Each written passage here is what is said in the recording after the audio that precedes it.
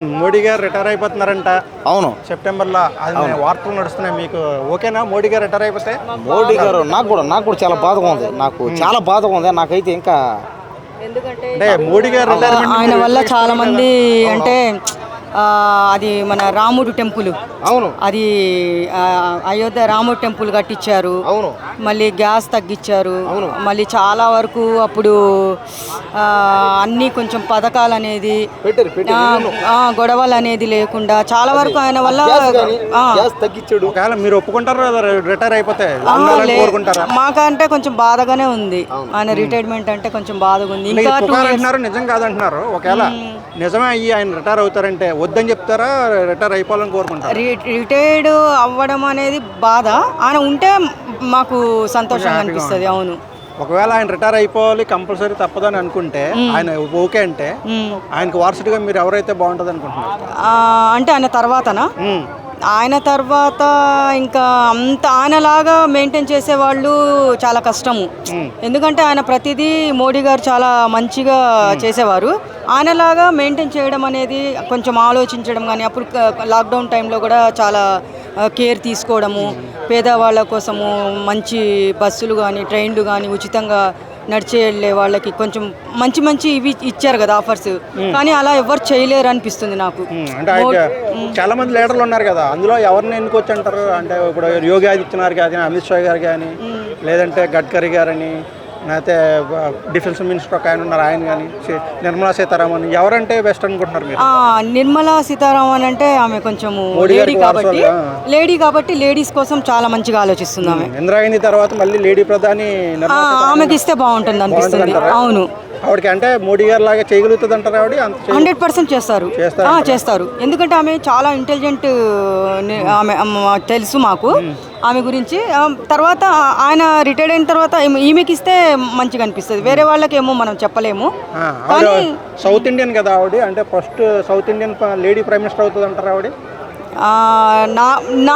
నేను ఆమె గురించి ఎందుకు ఇట్లా చెప్తున్నానంటే, ఆమె కొంచెం అంటే ఇంటెలిజెంట్ పర్సన్.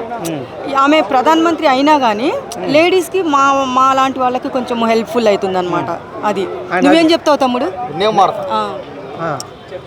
మోడీ గారు రిటైర్మెంట్ అవడం ఒక రకంగా బాధగా ఉంది, ఇంకో రకంగా ఆనందంగానే ఉంది. ఎలా అంటే ఇప్పుడు మోడీ గారు చేసిన ఎన్నెన్నో మంచి పనులు ఉన్నాయి, కానీ కొత్త వాళ్ళకి అవకాశం రావాలి.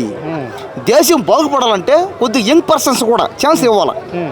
పెద్దవాళ్ళు ఛాన్స్ ఇవ్వడం ఏమవుతుందంటే ఈ ఆలోచన ఓడి సరిగ్గా తిరగలేకపోవడం.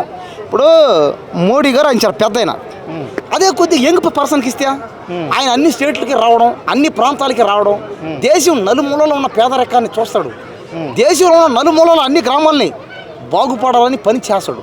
అలాంటి వాళ్ళకి ఇవ్వాలి అవకాశం. అంటే ఎవరంటారు? పెద్దవాళ్ళకి ఇవ్వాలి, పిల్లలకి ఇవ్వాలి, అంటే యంగ్ పర్సన్స్కి ఇవ్వాలి. ఆ యంగ్ పర్సన్ ఎవరైతే బాగుంటుంది?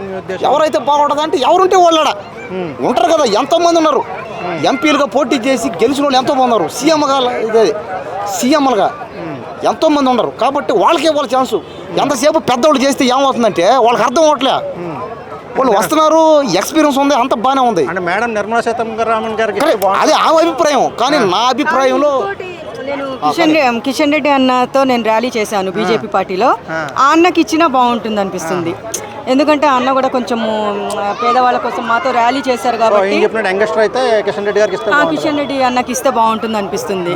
ఎందుకంటే అన్న కొంచెం నేను మాట్లాడిన వరకు అన్న కూడా చాలా మంచిగా మాట్లాడడము, చాలా రెస్పెక్ట్ ఇచ్చి మాట్లాడడం అట్లా చేశారు అనమాట.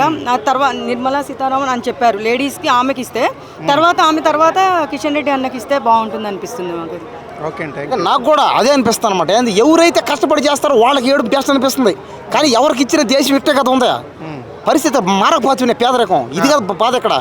కాబట్టి ఏంటంటే కిషన్ రెడ్డి గారు వచ్చినా, ఇంకెవరిని వచ్చినా, ఆమె చెప్పినట్టు ఆమె వచ్చిన ఎవరు వచ్చినా మారట్లేడా, బాధ ఇదే. కరెక్ట్ అదే ఆమె అభిప్రాయం చెప్పింది. కానీ వాళ్ళు చేస్తారు చేరు, ఇది ఉండదు. మళ్ళీ ఇప్పుడు వాళ్ళు నిజంగా చేసే పని అయితే వాళ్ళ కాన్స్టిట్యున్సీలో పేదవాళ్ళ మరి ఏమైంది ఇక్కడ మ్యాటర్ అది. ఇక్కడ వచ్చిన బాధ ఏది, మన దేశంలో పేదరికాన్ని కష్టం నిర్మూలించడం. అందుకని ఏం చేయాలి, యంగ్ పర్సన్స్కి ఛాన్సులు ఇవ్వాలి. కష్టపడి ఛాన్స్ చేస్తారు కదా, కాబట్టి చేసేవాడికి ఇవ్వాలా. పేరు చెప్పేవారు యంగ్స్టర్? ఇంకా పేరు చెప్పాలంటే ఇంకా బాగా కష్టంగానే ఉంది. ఇంకా తెలిసి కిషన్ రెడ్డి అన్న గానే, ఎందుకంటే మోడీగా ఇప్పుడు ఆయన బీజేపీ పార్టీలో ఉన్నారు కాబట్టి మోడీ తర్వాత కిషన్ రెడ్డి అన్నకి ఇచ్చారు, ఒకవేళ ఇచ్చారు అనుకోండి, ఆయన పేరు నిలబెట్టడం అనేది కిషన్ రెడ్డి అన్నతోనే అవుతుంది. తర్వాత లేడీస్ లో ఈమె ఇప్పుడు నిర్మలా సీతారామన్ అని చెప్పారు కదా, మరి కిషన్ రెడ్డి గారు స్టేట్ ముఖ్యమంత్రి అయితే అవకాశం లేదంటారు. మరి ఇక్కడ తెలంగాణకి ఏమైపోవాలి? బండి సంజయ్ గారా తెలంగాణకు ముఖ్యమంత్రి క్యాండిడేట్ అయితే? కిషన్ రెడ్డి గారు తెలంగాణకు ముఖ్యమంత్రి క్యాండిడేట్ ఎవరు అవుతారు అంటున్నారు?